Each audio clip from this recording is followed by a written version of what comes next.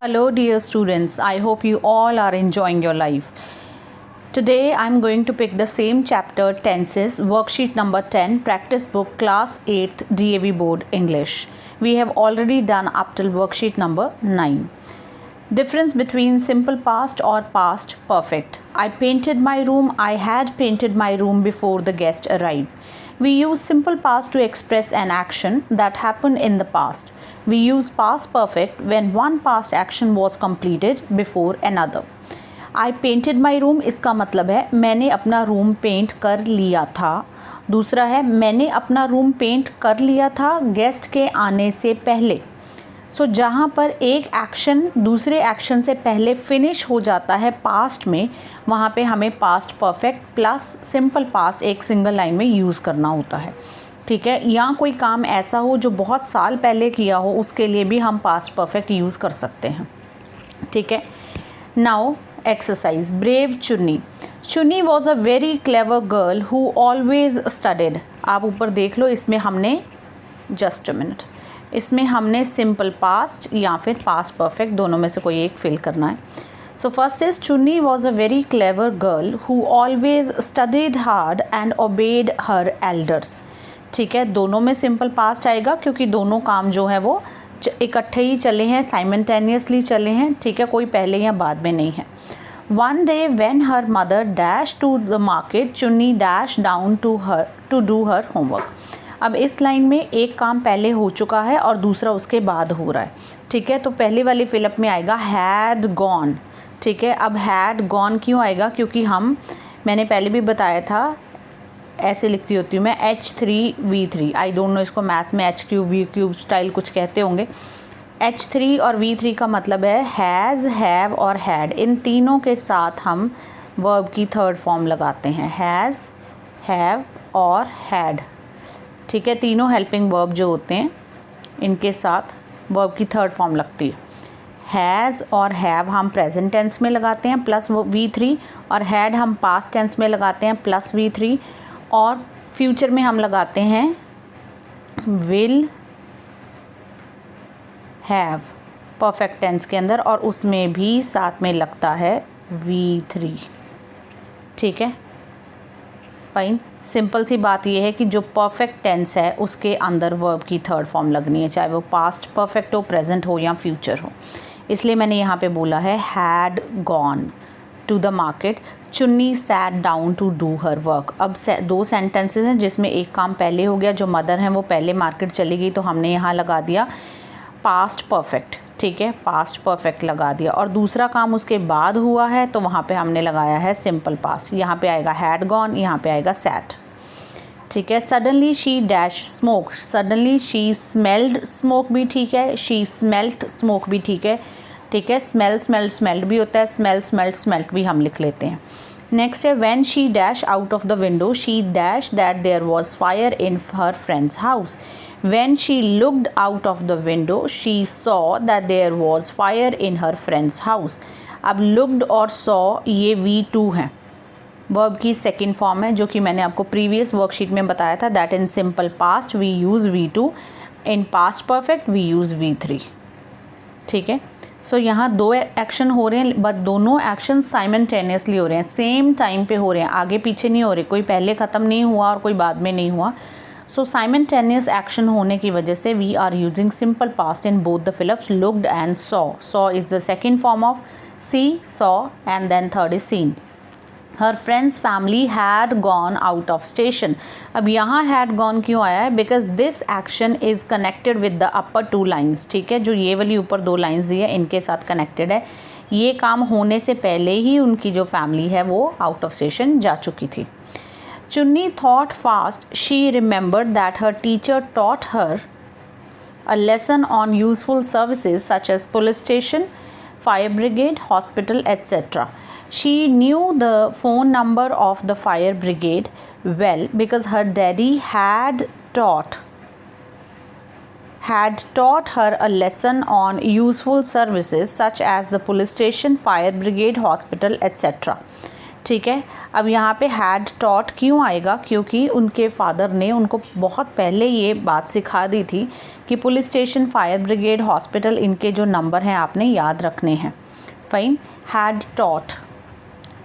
अब जो new books हैं उसमें थोड़ा सा चेंज है, तो आप अकॉर्डिंगली देख लेना। न्यू बुक में आई थिंक इन्होंने दिया हुआ है हर डैडी हैड मेड, वहाँ पे मेड, मेक वर्ड है ब्रैकेट में, तो वहाँ मेड बन जाएगा। फाइन।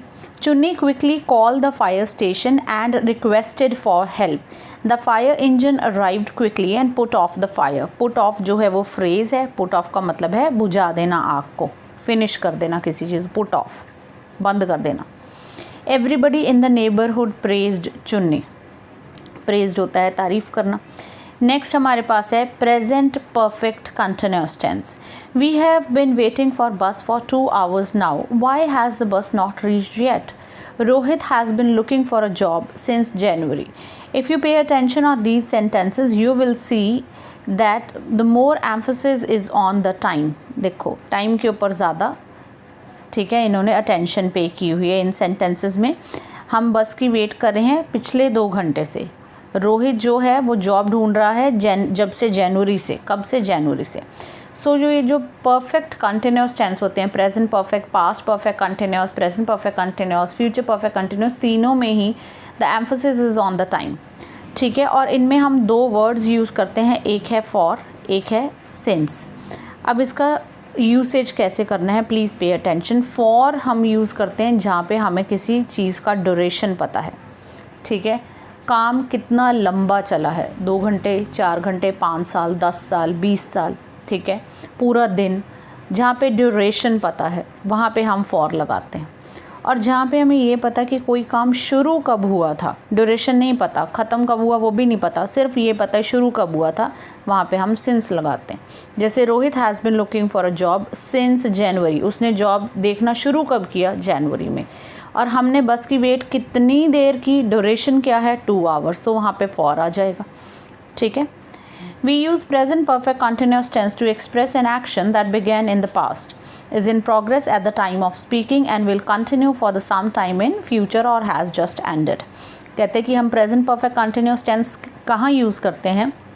जहाँ कोई काम जो है पास्ट में शुरू हुआ था लेकिन अब तक चल रहा है और मे बी फ्यूचर में भी चलेगा या फिर अभी अभी ख़त्म हुआ है। ठीक है, नेक्स्ट एक्सरसाइज आप खुद करोगे। हम चलते हैं वर्कशीट नंबर 12 के ऊपर, प्रेजेंट कंटिन्यूस और प्रेजेंट परफेक्ट कंटिन्यूस के डिफरेंस के ऊपर।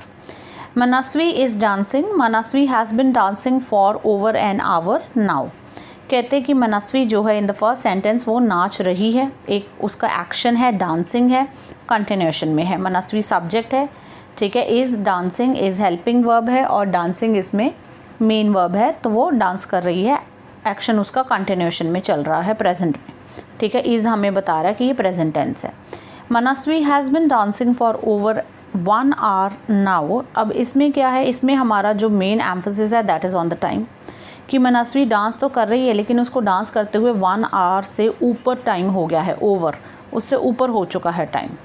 ठीक है, so more emphasis is on the time in present perfect continuous tense और in any of the perfect continuous tenses.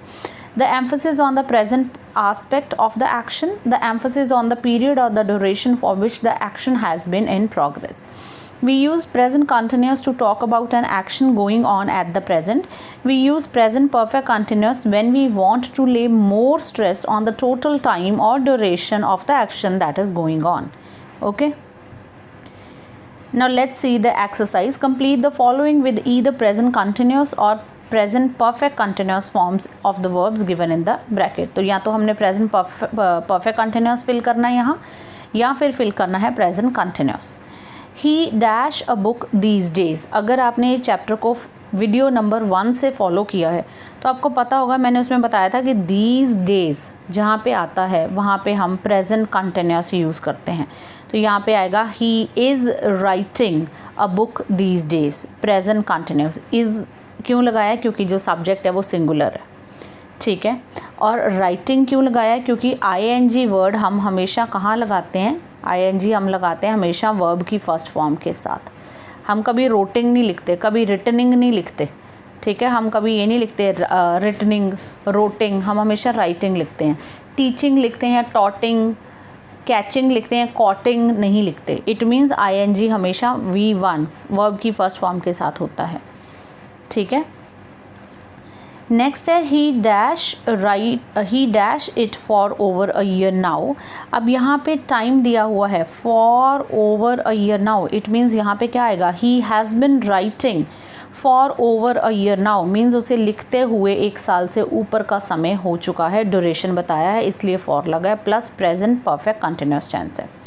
Please go inside the manager's office, he dash for you since morning, he has been waiting for you since morning आएगा, ठीक है। उसने आपकी wait करना कब शुरू किया, मॉर्निंग में, स्टार्टिंग पॉइंट बताया है, सिंस आ गया, ठीक है। और यहाँ पे टाइम दिया हुआ है तो हम लगाएंगे हैज़ बिन वेटिंग, हैज़ आएगा क्योंकि सिंगुलर है, अगर यहाँ ही की जगह दे होता तो मैं हैव बिन वेटिंग लिख देती, ठीक है। Social evils such as child marriage and dowry system dash our country for centuries have been harming आएगा, क्यों, क्योंकि यहाँ पे भी टाइम दिया हुआ है centuries, for centuries, ड्यूरेशन दिया हुआ है कि सालों सालों से हमारी कंट्री में जो सोशल ईवल्स हैं, जो सोशल प्रॉब्लम्स हैं, जैसे कि चाइल्ड मैरिज है, डाउरी सिस्टम है, वो चल रही हैं, हार्म कर रही हैं हमारी कंट्री के सिस्टम को।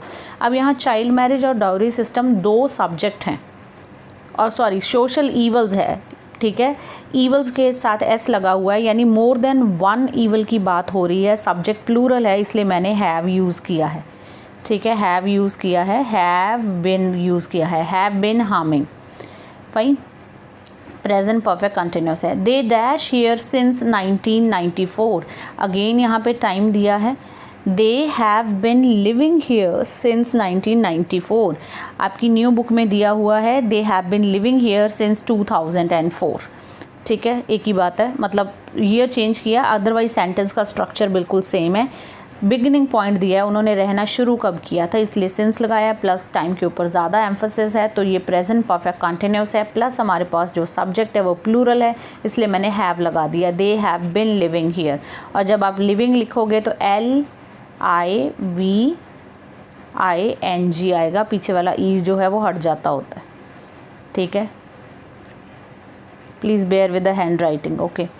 Next is the tenant who dash here these days is a journalist, tenant होता है किराएदार, ठीक है, these days is a journalist, the tenant who is living here these days is a journalist। अब यहाँ पे ना तो कोई ड्यूरेशन है ना ही कोई बिगिनिंग टाइम है, these days वर्ड दिया हुआ है, इट मीन्स यहाँ पे प्रेजेंट कंटिन्यूस आना है, कोई ड्यूरेशन नहीं है, कोई बिगिनिंग टाइम नहीं है, कब से वो रह रहा है जर्नलिस्ट यहाँ पे, एज किराएदार, एज टेनेंट वो भी नहीं पता, और कब रहना शुरू किया था वो भी नहीं पता, तो ये प्रेजेंट कंटिन्यूस है, प्रेजेंट परफेक्ट कंटिन्यूस नहीं है। नेक्स्ट है the company dash this trophy every year since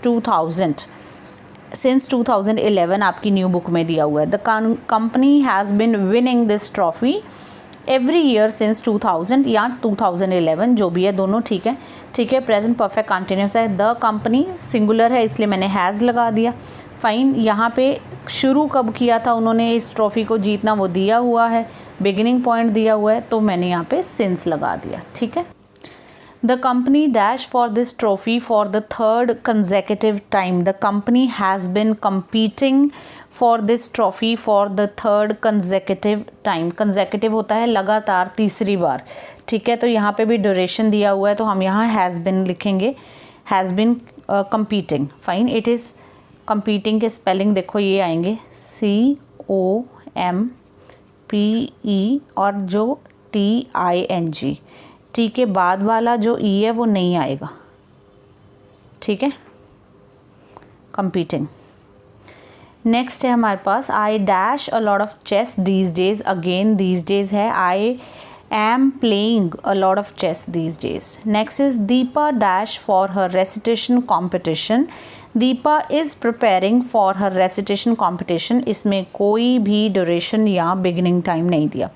she dash she dash for more than 3 hours, अब यहाँ पे दिया हुआ है टाइम, ड्यूरेशन दिया हुआ है कि 3 घंटे से ज़्यादा से रिहर्स कर रही है, so she has been rehearsing, ठीक है, अगेन जो लास्ट वाला ई है वो हट जाएगा, उसकी जगह ING आ जाएगा। She dash with this company since January, again इसमें हमें बिगिनिंग टाइम सिंस दिया हुआ है तो she has been working, she has इसलिए लगाया क्योंकि she is a singular subject. She dash as a senior software engineer with them. She is working as a senior software engineer. अब यहाँ she is working इसलिए लगाया है क्योंकि इस सेंटेंस में there is no time at the end. Okay. Next is worksheet number 13 पे आ जाते हैं, which is talking about the future. It's vacation time. Read what these people have to say about their plans for future vacation. I am going to Manali in this summer break. It will be cold there and we might get to see some snow near the Rohtang Pass. Our plan is to visit Rishikesh. From there we go to Haridwar and then proceed to Dehradun and Mussoorie. I will stay in Delhi at my uncle's place. I'll visit National Museum and will enjoy a ride in metro train. I will go, I am going to, I plan to. We talk about future in different ways. We can use we go to, present simple form, I am going to, present continuous, or I will or shall in future. मतलब कि अगर हमने future tense की बात करनी हो तो हमारे पास वाइड वेराइटी है. हम future I will do this, I will do that करके भी लिख सकते हैं. I am going to do this in future ये भी लिख सकते हैं. आई प्लान टू ऐसे भी लिख सकते हैं. तीनों ठीक है. ठीक है, तो वर्कशीट नंबर जो 14 है उसमें आप कोई से भी आंसर्स इस तरह से फिल कर सकते हो. मैं फटाफट से इसके आंसर्स बता देती हूँ. ठीक है, सारे ही इसमें अप्रोप्रिएट हैं क्योंकि हमारे पास 3 वेज हैं फ्यूचर के बारे में बात करने के. So first is I am going to, second is but it will take me a lot of money to start. You see, sir, I'm going to open a food joint in the city, but it will take me a lot of money to start it. I will buy a piece of land and reconstruct it. I will have to get it furnished. Further, I will need some chefs and waiters. It is going to be a huge investment. Can you please help me by providing me with some loan? I will pay it back. अब इसमें आप will करके भी लिख सकते हो, आप इसमें आई एम गोइंग टू करके भी लिख सकते हो. ठीक है, I am going to, I will plan, ऐसे तीनों तरीके जो इसमें दिए हुए हैं वो यूज़ कर सकते हो. सारे अप्रोप्रिएट हैं, एक्सेप्टेबल हैं. नेक्स्ट एक्सरसाइज आपने खुद करनी है. सॉरी, इसमें और भी अभी ठीक है. So next is I will pay it back in installments. I'm sure this food joint will be a huge success. It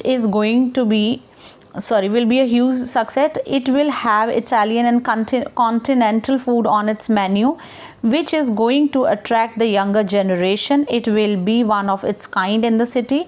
I will be obliged if you could sanction me some loan for this purpose. Oblige का मतलब है thankful. ठीक है, अब आपने देखा होगा मैंने कहीं गोइंग टू लगा दिया, कहीं विल लगा दिया, क्योंकि इसमें एज सच कोई हार्ड एंड फास्ट रूल नहीं है. आप इसमें कोई सा भी भरोगे तो मीनिंग सेम ही आएगा. और अगर ज़्यादा क्लैरिटी चाहिए इस टॉपिक पे तो आप क्लास 7th DAV की बुक है प्रैक्टिस बुक, उसमें फ्यूचर टाइम रेफरेंस चैप्टर है, वेरी वेरी गुड चैप्टर, आप उसको पढ़ सकते हो. ठीक है, वर्कशीट नंबर 15 आपके खुद के करने वाली है. Future continuous deals with action that will be going on at some point of time in future. ठीक है, कहते हैं फ्यूचर कंटिन्यूस किस चीज़ की बात करता है, कोई ऐसा काम जो फ्यूचर में आप कर रहे होंगे, उसके लिए हम फ्यूचर कंटिन्यूस यूज़ करते हैं, जिसमें हम I will be doing, I will be going, I shall be going use करते हैं. शैल जो है वो आउटडेटेड हो चुका है, उसको हम अब ज़्यादा यूज़ नहीं करते, बहुत कम यूज़ करते हैं. नॉर्मली हम उसको प्रेजेंट, सिंपल प्रेजेंट में यूज़ कर लेते हैं जब हमने कोई रिक्वेस्ट करनी हो या बहुत पोलाइटली किसी बात को कहना हो. ठीक है, उसके बाद हम आ जाते हैं वर्कशीट नंबर 16 पे, that is future perfect tense. By the year 2100, solar power will have replaced electricity generated by water, and clothes made of metal will have replaced clothes made of fiber and cotton. ठीक है, आगे आप exercise इसकी फिर दोबारा आपके खुद के करने वाली है, पर आप इसको समझ लो ये होता क्या है. Future perfect tense is used to talk about an action that will have been completed by a certain future time. मतलब कि आप जब फ्यूचर में कोई ऐसी प्लानिंग करते हो कि 2021 तक, 2025 तक, 2030 तक मैं ये काम कर चुका होऊंगा, मतलब ये काम मेरा कंप्लीट हो चुका होगा फ्यूचर में इस टाइम तक। आप ऐसी प्लानिंग, इतनी सॉलिड प्लानिंग करते हो तब हम वहाँ फ्यूचर परफेक्ट टेंस यूज़ करते हैं, ठीक है। जैसे इन्होंने कहा कि 2100 तक जो सोलर पावर है वो इलेक्ट्रिसिटी को रिप्लेस कर चुकी होगी, ऐसा इन्होंने उस टाइम एक्सपेक्ट किया था, ठीक है, जब ये बुक इन्होंने लिखी होगी, लेकिन ऐसा चलो हुआ नहीं। फाइन, नहीं सॉरी, हो सकता है 2100 एंड 2020 नहीं है, फाइन, या 2021 नहीं है, तो ये दिस इज़ पॉसिबल। तो जब हम ये सोचते हैं कि फ्यूचर में कोई ऐसा काम है जो उस टाइम तक हो चुका होगा, हम कंप्लीट कर चुके होंगे। नेक्स्ट आ जाते हैं हम डू इट योरसेल्फ एक्सरसाइज। ये इंटीग्रेटेड एक्सरसाइज है। बच्चे मुझसे बार बार पूछते होते हैं मैम पेपर में ग्रामर कौन सी आनी है, तो मैं उन्हें कहती होती हूँ इंटीग्रेटेड आनी है, इंटीग्रेटेड आनी है। इंटीग्रेटेड ग्रामर होती है मिक्स ग्रामर, ठीक है, जैसे editing, omission, gap filling, cloze, fine, ये सारी जो होती है, rearrangement is also part of that. ये इंटीग्रेटेड ग्रामर है, मिक्स है, इसमें कोई एक सिंगल टॉपिक के बारे में कुछ नहीं पूछा जाता, सारी ग्रामर सारे टॉपिक मिक्स होके आते हैं, ठीक है। Given below is a diary entry of a detective who is trying to solve a murder mystery. Read the diary entry and complete it by filling the blanks with correct form of verbs, ठीक है। कहते हैं कि एक detective ने अपनी diary लिखी है, रात को सोते वक्त डायरी लिखते हैं ना हम, दिन में जो भी हुआ उसके बारे में, तो एक डिटेक्टिव ने लिखी है और वो एक मर्डर मिस्ट्री सॉल्व करने की कोशिश कर रहा है। मर्डर मिस्ट्री है, मर्डर का एक राज है, मिस्ट्री मीन्स राज है, उसको सॉल्व करने की कोशिश कर रहा है और ये फिलअप फॉर्म में है डायरी एंट्री, तो आप इसको कंप्लीट कीजिए, ठीक है। पहले डायरी एंट्री का फॉर्मेट दिया हुआ है, that is day, date and time. It's a case of murder, the motive seems to be something more than just robbery. यहाँ पे सिंपल प्रेजेंट आएगा, सीम्स टू बी, क्योंकि लग रहा है, अभी तक वो सॉल्व नहीं हुआ। When I reach the seen the police already had started investigating. अब इसमें थोड़ी सी गड़बड़ है, इसमें जो फिलअप है वो पहले भी आनी चाहिए, बीच में इसमें आना चाहिए the police had already started investigating, ठीक है, क्योंकि इसमें दो एक्शंस हो रहे हैं जिनमें से एक ऑलरेडी पहले स्टार्ट हो चुका है और दूसरा बाद में है, तो police had already started investigate. हाँ जी, next is two constables just a minute बेटे were examining the furniture and other articles of the house very carefully, ठीक है। जो फर्स्ट लाइन है वो प्रेजेंट, सिंपल प्रेजेंट टेंस में वो शो कर रही है कि जो मर्डर मिस्ट्री अभी तक सॉल्व नहीं हुई है या वो चल रही है, कि उसको ऐसा लग रहा है। सीम्स का मतलब होता है लगना। वो कहता है मुझे लगता है कि ये जो मर्डर मिस्ट्री है ये मोर देन रॉबरी है, ये सिर्फ एक चोरी नहीं है, इसके पीछे मोटिव कुछ और भी है। उसके बाद डिटेक्टिव ये बताना स्टार्ट करता है कि जब वो वहाँ पहुँचा तो क्या क्या हुआ था, तो इसलिए हम उसको पास्ट परफेक्ट और पास्ट कंटिन्यूस टेंसेस हम यूज़ कर रहे हैं। So two constables were examining the furniture and other articles of the house very carefully. They obviously were looking for some fingerprints which gives them lead in the case. One constable took pictures of the scene and another collected blood samples for testing. I decided to examine things in a different way. I went to the room and examined the chair where Mr. XYZ was found dead. The murderer had attacked him from the back with a knife. At that time, Mr. XYZ was reading a book. The police had already recovered the knife from the room. The murderer cleaned it thoroughly and placed it under the pillow. I think he was looking for some important papers and not just money, as he disturbed the book rack and threw all the files on the floor. अब आप देखो इसमें pillow के बाद I think आएगा, I thought नहीं आएगा, क्योंकि I think वो कब कर रहा है, think डायरी को लिखते वक्त, ठीक है। और थिंक जिन बातों के बारे में कर रहा है वो सारी बातें वो दिन में कर चुका हुआ है, ठीक है, वो सारा मतलब ऑब्जर्वेशंस वो कर चुका है। What makes the case most interesting is the fact that the door was locked from inside and there was no fingerprints at all. ठीक है, अब यहाँ makes जो है प्रेजेंट टेंस में आ गया, क्यों? क्योंकि वो कहता है कि जो सबसे ज़्यादा इस केस को इंटरेस्टिंग बना रहा है, बनाता है, ठीक है, तो प्रेजेंट टेंस है। वो क्या है कि जो डोर है वो अंदर से बंद था और उस पर कोई फिंगरप्रिंट्स नहीं थे। So you have to be very careful while reading such type of text, कौन सी लाइन में प्रेजेंट आना है, किस में पास्ट आना है, किस में फ्यूचर आना है, ठीक है, और फर्दर उनकी फॉर्म्स कौन सी आनी है। हाँ जी, now the last exercise of this chapter is complete the following by filling in the appropriate tenses. अब ये मिक्स एक्सरसाइज है, कोई सा भी टेंस बीच में फिल कर सकते हैं। अब इस चीज़ को अगर आप चाहते हो कि आपकी कोई गलती ना हो, प्रॉपर करेक्ट हो आपका, तो उसके लिए आप क्या करें, सबसे पहले read the whole paragraph in one go. समझ लो कि पैरा किस बारे में, उसके बाद उसको फिल करो, ऐसा नहीं साथ साथ में नहीं करो। Surabhi was the divine cow of the devas and she dash in heaven. One day Indra dash Surbhi crying, he dash to her and dash affectionately, why dash you dash my dear Surbhi। अब यहाँ से हमें क्या पता लग रहा है कि सुरभि जो है वो एक डिवाइन काउ थी, ठीक है, एक दिव्य गाय थी। देव जो हैं, जो हमारे हिंदू देवी देवता हैं, वो उनकी गाय थी और हेवन में यानी स्वर्ग में, पैराडाइज में रहती थी। एक दिन वो रो रही थी, शी वॉज क्राइंग। तो जो इंद्र देवता हैं उन्होंने उनसे पूछा कि वो क्यों रो रही है। Surabhi dash, O lord, all the bulls and cows who dash on the earth are my children, look at them, they dash so hard to plough the fields, the sufferings under the yoke dash me, it dash me cry. अब वो कहती है, हे प्रभु, कि जितने भी bulls और cause धरती पे हैं वो सारे मेरे बच्चे हैं, क्योंकि मैं डिवाइन काउ हूँ, मैं उनकी मदर हूँ, और जब मैं धरती पे उनको प्लो द फील्ड्स होता है खेतों को जोतना, ठीक है, प्लो द फील्ड करते हुए देखती हूँ, उनको मैं देखती हूँ कि वो सफ़र कर रहे हैं अंडर द योक जो होता है पुराने, अब तो चलो बहुत सारी मशीनरी है, ट्रैक्टर्स एंड ऑल दैट है, पुराने ज़माने में आपने देखा जो हल होता था, लकड़ी का जो हल होता था, जिसको उनके बुल्स के या काउस के शोल्डर्स पे रखा जाता था और उसको चलाया जाता था, उसको योक कहते थे। आप इसकी पिक्चर गूगल पे जाके देखना, ठीक है, योक। और इनफॉर्मली योक का मतलब होता है रिस्पॉन्सिबिलिटी। तो वो कहते हैं कि मैं उनकी इतनी सफरिंग्स को देख के मुझे बुरा लगता है, तो मैं रो रही हूँ, ठीक है। ये तो हो गया फर्स्ट पार्ट, पहले हम इसको फिल कर लेते हैं।